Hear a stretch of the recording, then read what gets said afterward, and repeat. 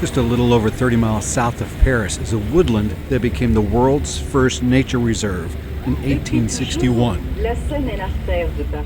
It's a place where its history and its landscape make it a very unique forest. The Forest of Fontainebleau features rolling sandstone hills, oak and pine woodland, and pale sandy clearings. Its distinctive eroded boulders form ridges, caves, and corridors scattered throughout the forest. Historically, the forest has served as royal hunting grounds for French kings from the Middle Ages onward. The monarchs lived part-time at the nearby Château de Fontainebleau, which was believed to have been built during the reign of King Philip I from 1080 to 1108, and it has served as a part-time residence for many of the nation's kings, including Louis VII, Francis I, King Louis XVI, who is the namesake of my hometown of Louisville, Kentucky, plus Napoleon Bonaparte and many others. While the grounds of the palace are worthy of a hike itself, let's get beyond its borders and check out the Mont Aigu loop in the beautiful Forest of Fontainebleau.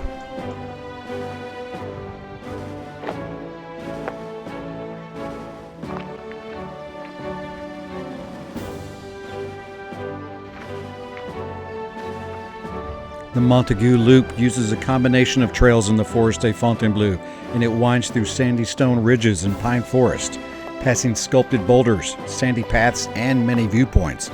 It offers a compact introduction to Fontainebleau's rugged terrain, popular with hikers, and it's known worldwide for its bouldering activity.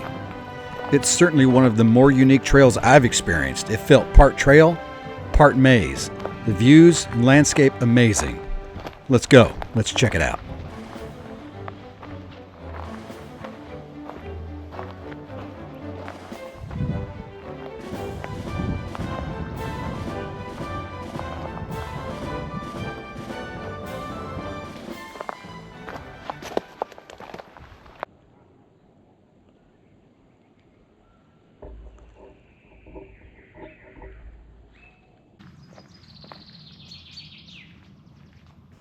Keep an eye out for the blue blazes, those little blue marks you'll see on those stones. Keep an eye out for those.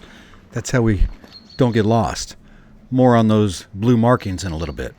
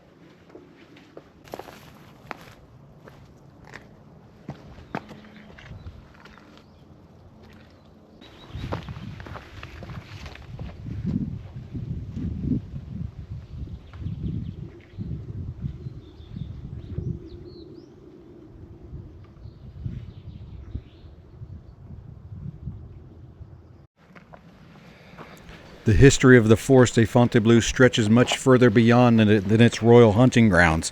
It's also been home to multiple quarries where they created paving stones to help form the streets of the nearby town of Fontainebleau as well as into Paris.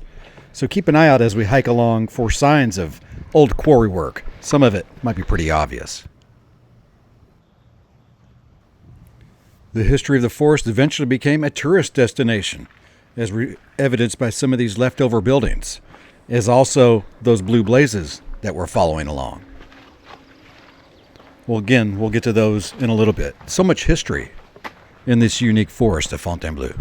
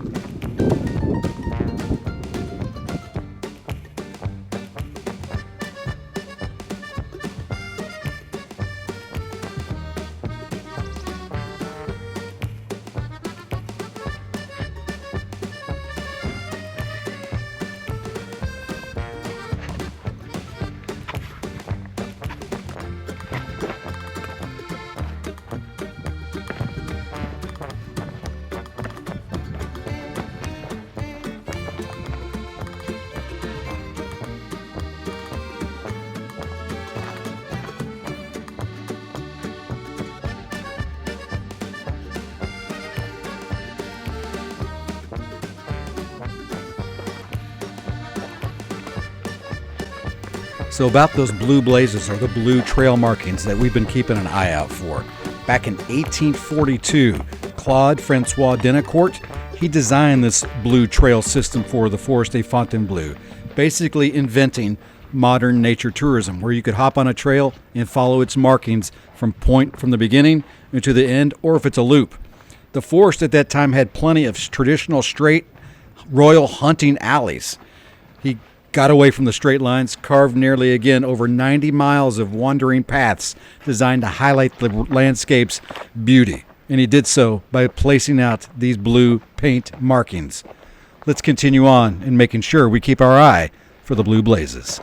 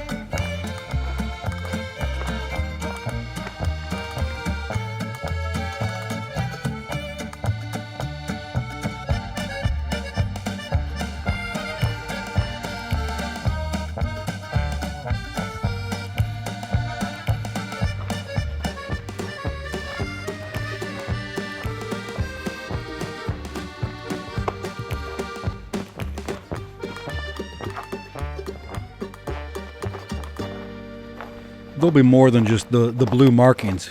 Keep an eye out. You'll see a blue star or similar throughout the trail. That's often to indicate a neat view or a unique rock formation, or maybe something a little odd. Here's one of those blue star moments.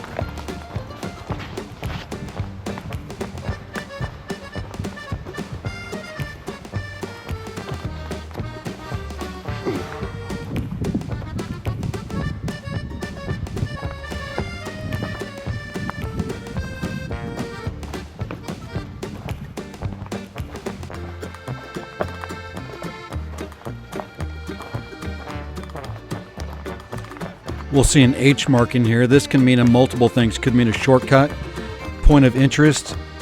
Typically means it's something a little off trail. Let's check out this unique little H spot.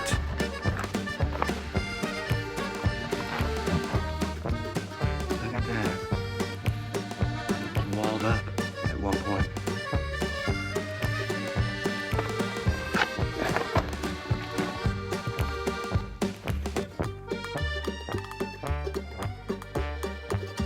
Remember the quarry work that I mentioned? If you haven't seen any indications of it yet, you're about to see quite a bit. It actually began in the 13th century when it helped build the iconic horseshoe staircase that we saw in front of the Chateau de Fontainebleau, and it really intensified during the 17th and 18th century, and it peaked in the 19th century when over 3 million paving stones were extracted to help create the streets of Paris and elsewhere. The quarrying finally ended in 1907, thanks in large part to Denecourt's efforts to make the nature reserve.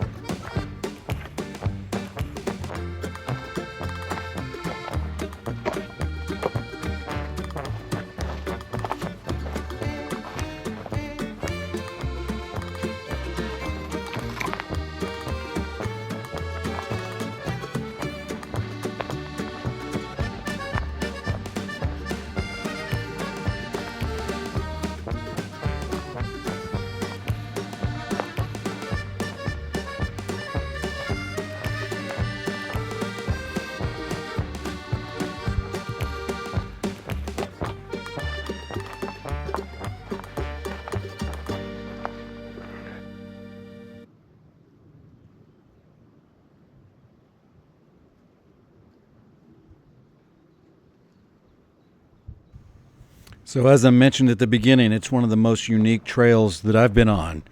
It's part trail, and what did I say? Part maze. And one of the cool things about this feeling like you're in a maze is you never know what you're going to find around the corner. It could be a skinny little alley like this, or something even more unique. Let's continue on.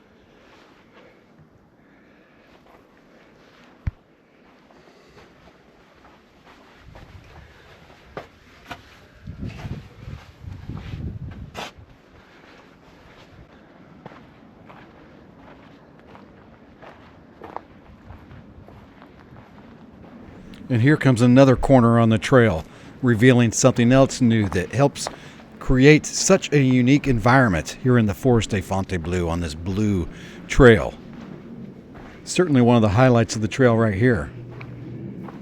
DFD 1853, the marking here on this man-made cave.